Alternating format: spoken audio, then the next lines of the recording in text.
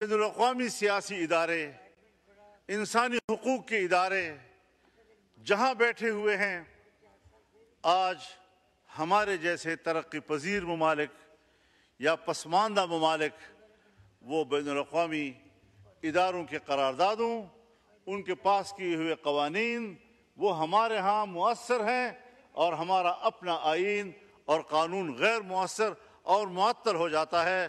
اس سے ابھی حال ہی میں آپ نے وہ قانون سازیاں کی ہیں جس کے آپ کا اپنا آئین ایسی قانون سازی کی قطعاً اجازت نہیں دیتا۔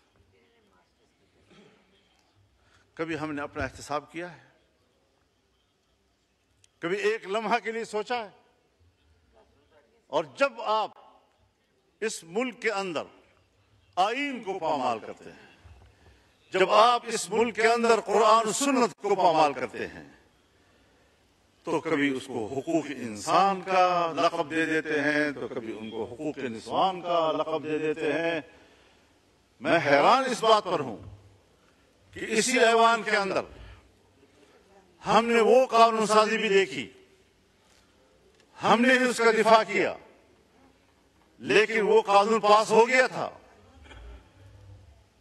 کہ حد زنا، اس میں زنا بالجبر اور زنا بالرضا کے درمیان فرق کیا گیا، اور زنا بالرضا کے حوالے سے قوانین معطل کر دیے گئے، تبدیل کر دیے گئے، آئینی ترمیم تک کی قوانین معطل کر دیے گئے، تبدیل کر دیے گئے، آئینی ترمیم تک کی گئی اور سہولتیں مہیا کی گئی۔ لیکن آج ہم 18 سال کی عمر کو نکاح کے لیے پابند کر کے اس پر سزائیں دے رہے ہیں۔ دولہا دلہن کو بھی سزا، ان کے والدین کو بھی سزا، اس نکاح خان کو بھی سزا۔ یہ کس قانون کے تحت اس قسم کی سزائیں آپ نافذ کر رہے ہیں، جبکہ اسلامی نظریاتی کونسل اس کو مسترد کر رہا ہے، تمام علماء کرام اس کو مسترد کر رہے ہیں، جو قرآن و سنت کے حوالے سے اتھارٹی تصور کیے جاتے ہیں وہ اس کو مسترد کر رہے ہیں۔ خلاصہ کلام یہ جناب اسپیکر، مسئلے کی نزاکت کو دیکھیں، اس پہلو پہ نظر ڈالیں کہ ہم جائز نکاح کے لیے تو مشکلات پیدا کر رہے ہیں اور زنا بالرضا کے لیے سہولتیں پیدا کر رہے ہیں۔ یہ علامت ہے پاکستان کی اسلامی مملکت کی۔ اس کے بعد ہم اس کو اسلامی مملکت کہیں گے؟ یہ کوئی صرف جھومر ہے کہ ہم ماتھے پہ اس کو لٹکاتے رہیں؟ آپ نے اس آئین کے اندر اپنے آئین کو پامال کیا ہے۔ آپ نے ایک مسلمان ملک کے پارلیمنٹ کے طور پر قرآن و سنت کو پامال کیا ہے۔ کب احساس ہوگا آپ کو؟ اور جب اس پر تنقید کی جاتی ہے تو ادارے بھی، اور پتہ نہیں ان کے کام آنے والے کیا کیا لوگ، این جی اوز، وہ ہمارے اوپر ٹوٹ پڑتے ہیں۔ کبھی آپ اوپن ڈیبیٹ کریں، تم بتاؤ ہمیں تمہارا ملحدانہ فکر، تمہارا لبرل سوچ، تمہاری آزاد خیالی، تمہاری روشن خیالی آمنے سامنے آ کر ہم بتائیں گے آپ کو کہ وہ کس قدر تاریخ ہے اور قرآن و سنت کس قدر روشن ہے اور کس قدر انسانیت کا محافظ ہے۔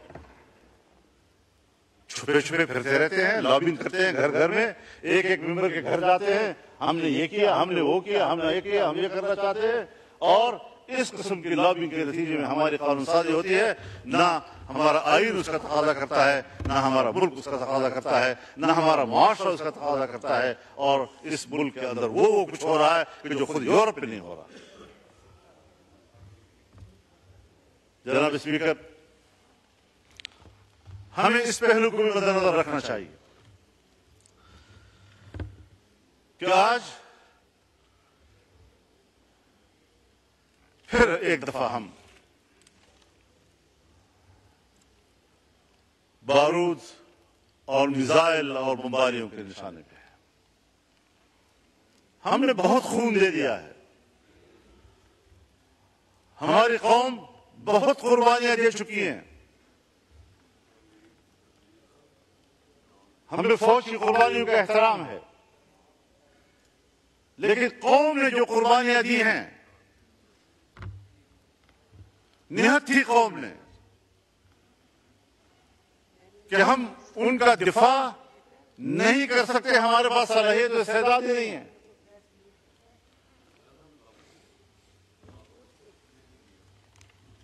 مجھے کراچی میں بتایا گیا کہ عین عید کے روز دو سالہ بچے اغوا کر لیے گئے، اور جس دن مجھے یہ بتایا جا رہا تھا اس وقت تک وہ برآمد نہیں ہو سکے تھے۔ کہاں گئی انسانیت؟ کس کو آپ انسانیت کا درس دینا چاہتے ہیں؟ انسان تو یہ کچھ کر رہا ہے، اس انسانیت کی رہنمائی کے لیے کون سا نظام ہوگا جو مجھے روشنی دے سکے؟ اسلام سے پہلے کے معاشرے کو، اسلام سے پہلے کے دور کو آج 1400 سال گزرنے کے بعد بھی ہم دور جاہلیت کہتے ہیں۔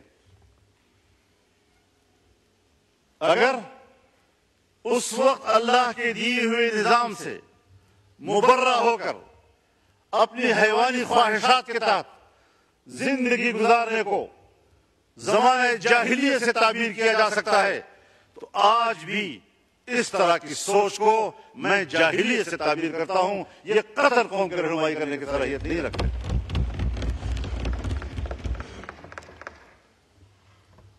آپ ہم سے چاہتے کیا ہیں؟ ہم اپنا فکری ہتھیار بھی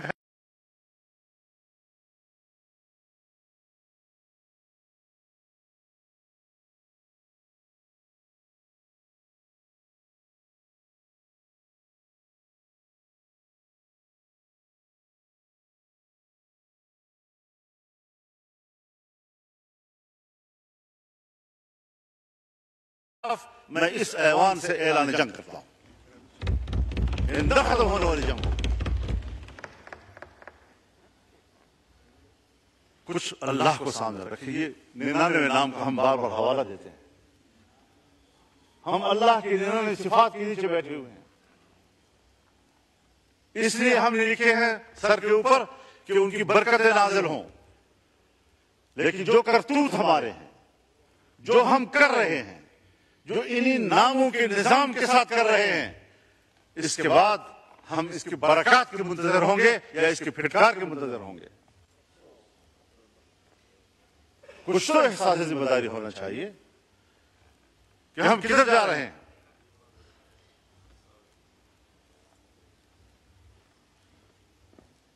آج ہمارا فلسطینی 60,000 سے زیادہ شہید ہو چکا ہے، اور ابھی تک میرے مسلمان بھائی کا خون پی پی کر صہیونی درندوں کا پیاس نہیں بجھ رہا۔ مسلسل بمباریاں جاری ہیں، 2 روز کے اندر 1,500 لوگ شہید ہو چکے ہیں۔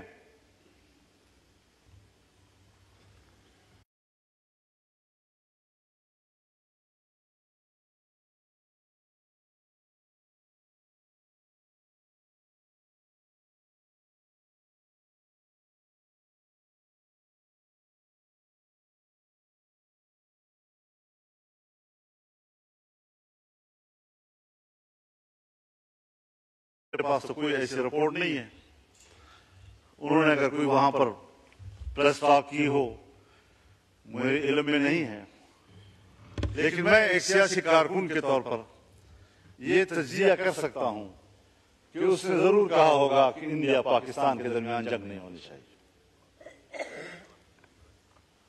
اس نے ضرور یہ کہا ہوگا کہ ایران اور اسرائیل کے درمیان جنگ نہیں ہونی چاہیے، اور اس نے کبھی نہیں کہا ہوگا کہ اسرائیل فلسطینیوں پر جنگ بمباری بند کر دے۔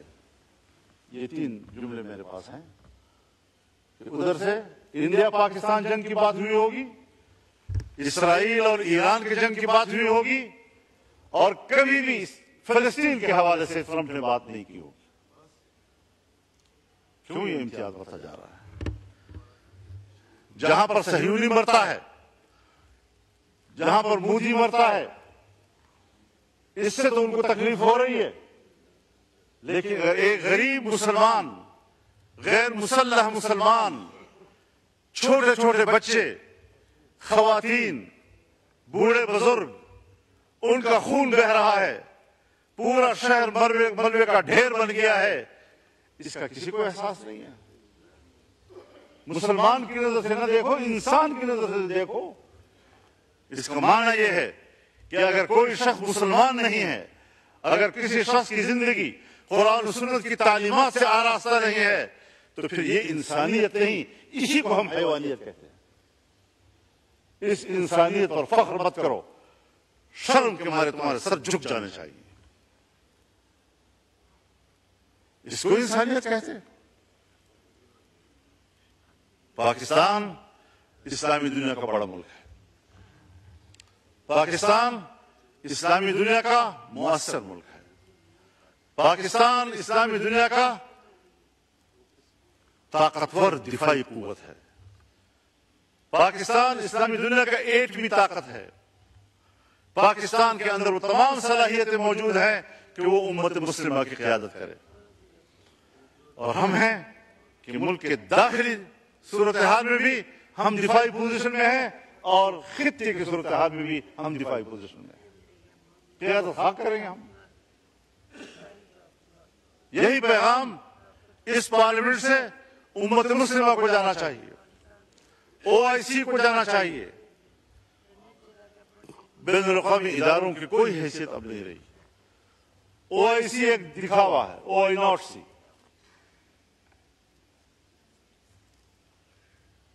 سلامتی کونسل 5 بڑے ممالک، ترقی یافتہ ممالک کی منوپلی ہے۔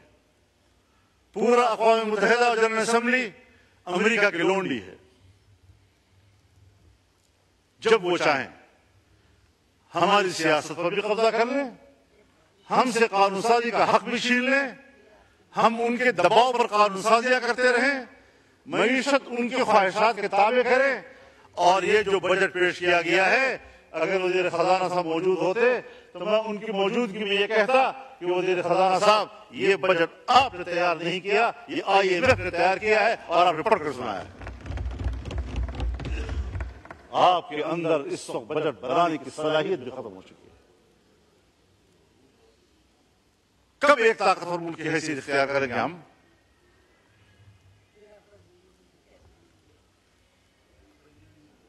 ایران اگر اسرائیل کو جواب دے رہا ہے تو ایران کے ہاتھ روکے جاتے ہیں۔ اگر پاکستان انڈیا کو جواب دیتا ہے تو پاکستان کے ہاتھ روکے جاتے ہیں۔ لیکن اگر وہ مسلمانوں کا قتل عام کر رہا ہے تو ان کو کھلی چھٹی دی جاتی ہے۔ ہندوستان کے مسلمان کا قتل عام ہوا اسی مودی کے ہاتھوں، یہ مسلم دشمن۔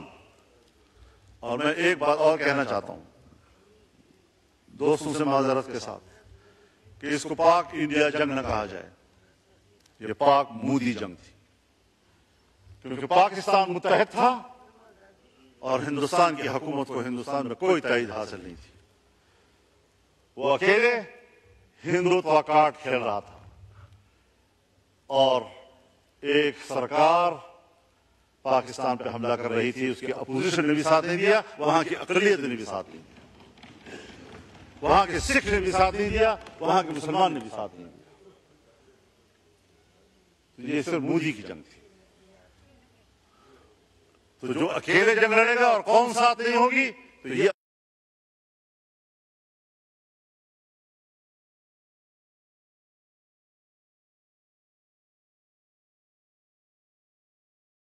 لڑ رہے تھے تو قوم آپ کے ساتھ نہیں تھی، تو نتیجہ کیا نکلا؟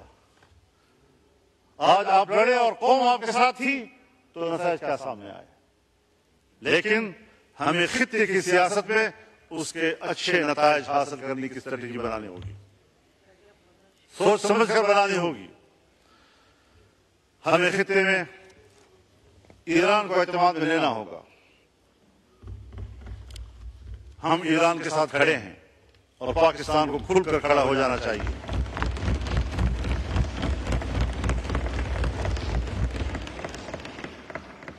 ہمیں کھل کر اہل غزہ کے ساتھ فلسطینیوں کے ساتھ کھڑے ہو جانا چاہیے.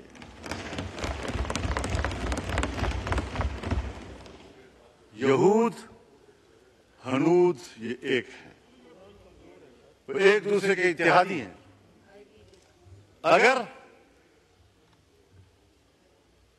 فلسطین سے آگے لبنان پر وہ حملہ کر چکا ہے، اگر وہ شام پر حملے کر چکا ہے، پرانے قبضے ایک طرف، حال ہی میں جو اس نے شام کی دفاعی قوت کو تباہ کیا ہے، عراق پہ جو کچھ گزری ہے وہ آپ کے سامنے ہے، اس کے بعد ایران، اس کے بعد اب پاکستان. تو فلسطین، لبنان، شام، عراق، ایران اور پاکستان، اور پاکستان کی ایٹمی قوت کو تباہ کرنا ان کا ایجنڈا ہو سکتا ہے. ادھر سے ہندوستان ہمارے لیے خطرہ ہے. ہم خطے کے ممالک کے ساتھ انگیج نہیں ہو رہے. بریانی تیار ہے، تم کہاں ہو؟ ابھی پہنچے. 3 بھائی 1 مشن، لیٹس گو. میرے لیے کمفرٹ، اس کو چاہیے بچت، اس کے لیے اسپیڈ. ان ڈرائیو، رائڈ ایسے جیسے آپ چاہیں.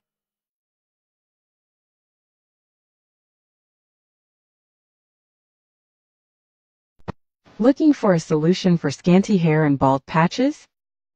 Look no further. Wiggle may budget میں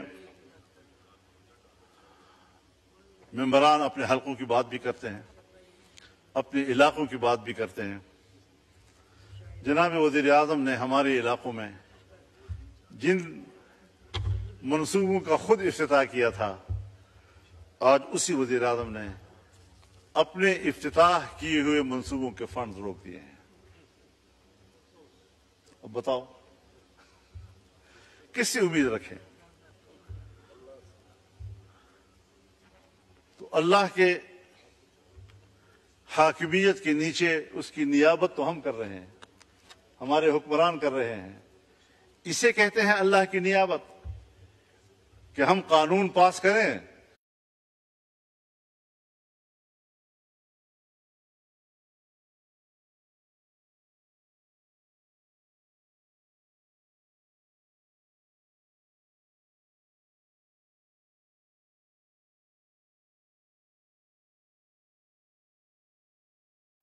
اب جب میرے ملک کو چلانے والے لوگ، ان کی خودداری، ان کا اعتماد، اس کی حالت یہ ہے کہ اس پر فاتحہ پڑھا جائے، ختم ہو چکی ہے، یہ لوگ میرے ملک کو چلائیں گے؟ 25 کروڑ کے عوام کی اس ملک کو یہ لوگ چلائیں گے؟ جناب والا، اس ملک میں انقلاب چاہیے.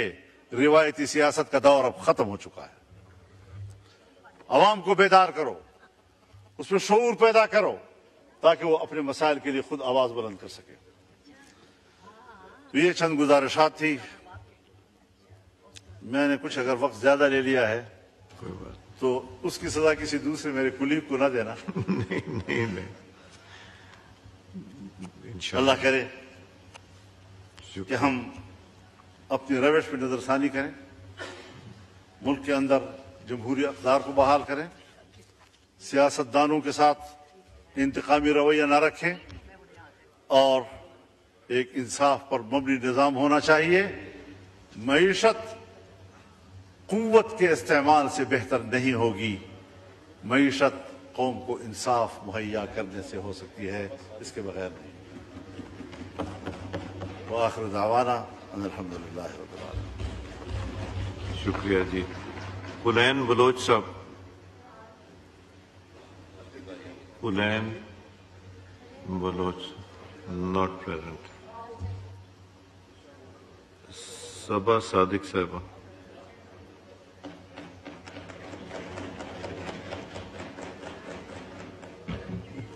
اعوذ باللہ من الشیطان الرجیم، بسم اللہ الرحمن الرحیم.